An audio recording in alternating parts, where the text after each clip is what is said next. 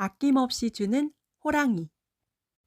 옛날 어느 산골에 늙은 어머니와 아들이 살고 있었어요.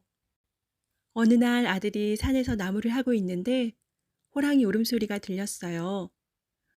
어찌나 구슬프게 우는지 가엾은 생각이 들어서 가까이 가보았어요. 왜 저러지? 어디가 아파서 그런가? 나무꾼은 바짝 다가가서 호랑이를 살펴보았어요. 목에 가시가 걸렸나 보구나. 나무꾼은 호랑이의 목구멍 속을 들여다보았어요. 아니, 은비녀가. 나무꾼은 온몸에 소름이 쫙 끼쳤어요. 여자들이 꽂고 다니는 은비녀가 호랑이 목에 걸려 있었기 때문이지요. 못된 호랑이가 여자를 잡아먹다가 이 지경이 되었구나. 이런 사람을 잡아먹다니. 나무꾼은 그냥 내버려 두고 싶었지만 울며 뒹구는 모습이 가여워서 도와주기로 했어요. 나무꾼은 호랑이 목구멍에 손을 넣어 은비녀를 뽑아주었어요. 고맙습니다. 은혜는 잊지 않겠습니다. 호랑이는 이렇게 말하며 어디론가 사라졌어요. 다음 날 새벽이었어요. 쿵쿵쿵. 밖에서 들리는 요란한 소리에 나무꾼과 어머니는 잠이 깼어요. 나무꾼이 살짝 문틈으로 보니 호랑이 한 마리가 큰 통나무를 마당에 물어놓고 있었어요. 자세히 보니 어제 목에 걸린 비녀를 뽑아준 그 호랑이였어요. 제 목숨을 살려주었다고 은혜를 갚으러 온 모양이구나. 나무꾼에게 이야기를 들은 어머니는 이렇게 말하며 아들을 칭찬해 주었어요. 호랑이는 다음 날에도 그 다음 날에도 비가 오나 눈이 오나 날마다 나무를 해다 주었어요. 나무꾼은 이제 산에 가서 나무를 베어올 필요가 없었어요. 호랑이가 갖다 준 나무를 팔아서 점점 집안 형편도 좋아졌어요. 어느 날 어머니는 아들에게 말했어요. 얘야, 이제는 살기도 좋아졌으니 장가를 가야 되지 않겠니? 죽기 전에 귀여운 손주 한번 안아보고 싶구나. 예, 하지만 이런 산골로 어떤 아가씨가 시집을 오려고 하겠어요. 돈을 더 모아서 논밭을 산 다음에 마을로 내려가야지요. 어머니, 조금만 더 기다려주세요. 나무꾼의 말을 들은 나이든 어머니는 한숨만 쉬었어요. 마침 호랑이가 늙은 어머니와 아들이 주고받는 이야기를 엿들었어요. 다음 날이었어요. 호랑이는 통나무가 아닌 예쁜 아가씨를 입에 물고 마당으로 들어왔어요. 나무꾼은 깜짝 놀라 뛰어나가 호랑이를 꾸짖었지요. 착한 일을 한다고 칭찬했는데 예전 버릇을 못 고치고 또 사람을 잡아먹으려 하는구나. 호랑이는 정신을 잃은 아가씨를 조심스럽게 마당에 내려놓으며 말했지요. 아닙니다. 이 아가씨는 당신의 아내입니다. 어서 방으로 데려가십시오. 나무꾼의 어머니는 급히 미음을 쏘어 입에 떠넣어 주었어요. 아가씨는 그제야 정신이 드는지 눈을 살며시 떴지요. 어쩌면 이렇게 아름다울까? 이런 아가씨를 아내로 맞으면 정말 좋겠다. 곁에서 지켜보던 나무꾼은 가슴이 콩닥콩닥 뛰었어요. 아가씨는 기운을 차렸는지 자리에서 일어나 앉았어요. 목숨을 살려주셔서 정말 감사합니다. 이 은혜는 잊지 않겠어요. 저는 서울에 사는 황정승의 딸입니다. 시집가기 전날 밤 난데없이 호랑이가 나타났어요. 저는 그 순간 정신을 잃었으니 어떻게 여기까지 왔는지 알 수 없어요. 아가씨는 험하고 먼 서울까지 혼자 돌아갈 수가 없었어요. 그래서 나무꾼의 집에서 함께 지내게 되었지요. 나무꾼은 가난한 살림이지만 아가씨가 편히 지낼 수 있도록 온갖 정성을 다 쏟았어요.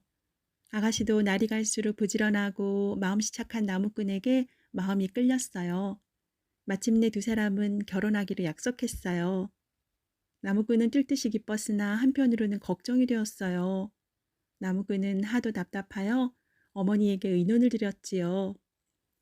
어머니, 결혼하려면 처가에 인사를 가야 되는데 서울까지 가려면 노자도 많이 들고 선물도 준비해야 되는데 돈이 한 푼도 없으니 어쩌면 좋아요? 문 밖에서 두 사람의 이야기를 들은 호랑이가 온갖 음식이며 소와 나귀를 가져다 놓았어요. 나무꾼은 나귀를 타고 소의 짐을 가득 싣고 황정승 댁으로 갔어요. 황정승 부부는 딸을 끌어안고 기뻐했어요. 이게 꿈이냐 생시냐?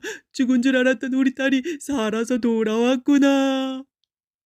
두 사람은 온 마을 사람들의 축복을 받으며 성대한 혼인식을 올리게 되었어요. 나무꾼은 산골을 떠나 서울에 살게 된 후로 호랑이를 한 번도 만나지 못했어요. 그런데 어느 해였어요. 서울 거리에 호랑이가 나타나 사람을 해치고 있다는 소문이 널리 퍼졌어요.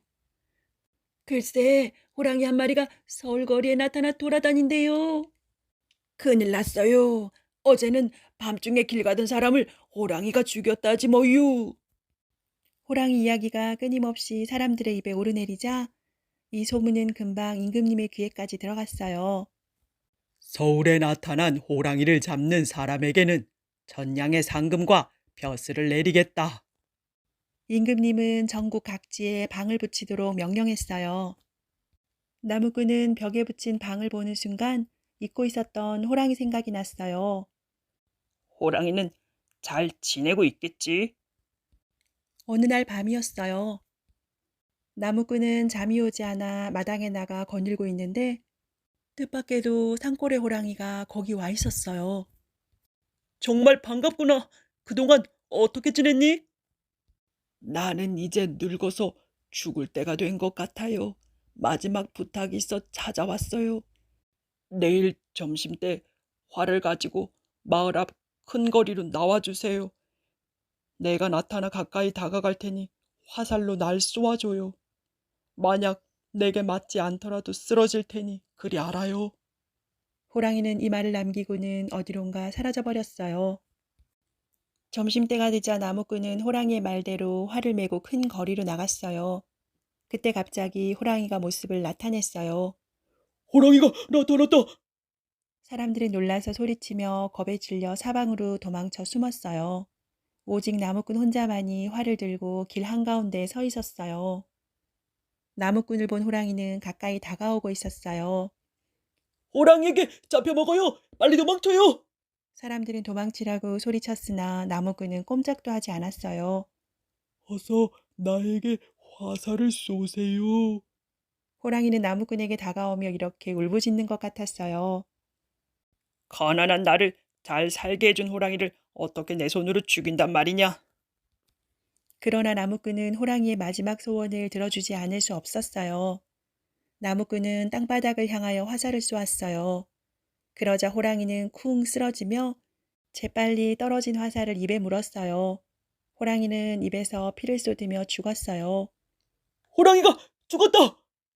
숨어서 지켜보던 사람들은 일제히 함성을 지르며 거리로 나와 기뻐했어요. 그러나 나무꾼은 눈물을 흘리며 그 자리를 떠날 줄 몰랐어요.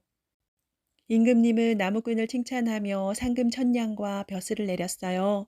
그러나 나무꾼은 벼슬을 마다하고 자기에게 큰 도움을 준 호랑이를 생각하며 살았답니다.